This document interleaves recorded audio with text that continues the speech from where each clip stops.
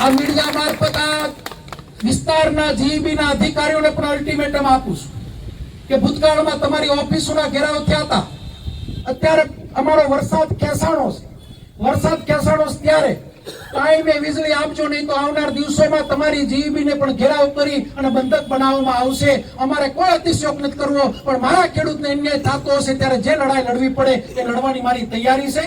વધારે મારે કઈ કહેવું નથી. જે મુદ્દાઓ પરેશભાઈ વાત કરી એ પ્રમાણે રાઘવજીભાઈ અને ભૂપેન્દ્ર દાદા ફરી વખત આ મીડિયા મારફત તમને અરજ કરું કે મારા જિલ્લાના ખેડૂતોને ન્યાય કરાવડાવો, અને ન્યાય નહીં કરાવો તો તાલુકે તાલુકે ગામડે ગામડે જ્યાં જવું પડે ત્યાં જઈ અને ખેડૂતોને જાગૃત કરી અને એક મોટું આંદોલનના ભાગરૂપે હું લઈ જવાની તૈયારીમાં છું. ત્યારે ફરી વખત આપના મારફત અલ્ટિમેટમ પણ આપું છું અને આ લડાઈના મંડાણા ઇતિહાસથી ચાલુ થાય છે. તાલુકે તાલુકે પણ પરેશભાઈ તમારે મને ખો નથી દેવાની, ભેગું આવવું પડશે. ક્યાં ગયા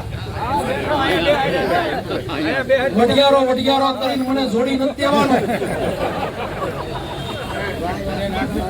બધાને ભેગું જોડાવવું પડશે.